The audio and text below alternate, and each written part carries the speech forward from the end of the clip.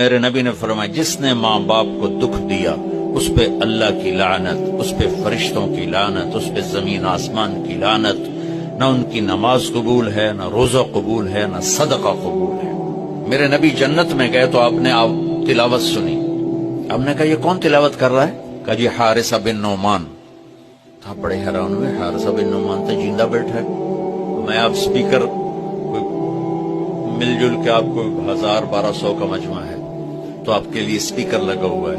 حارثہ مدینے میں قرآن پڑھتا ہے، 7 آسمان کو چیر کی آواز جنت میں چلی جاتی۔ ہم نے کہا وہ کیسے؟ کہا جی ماں کی ایسی خدمت کی ہے کہ جب قرآن پڑھتا اللہ ساری جنت کو سناتا ہے۔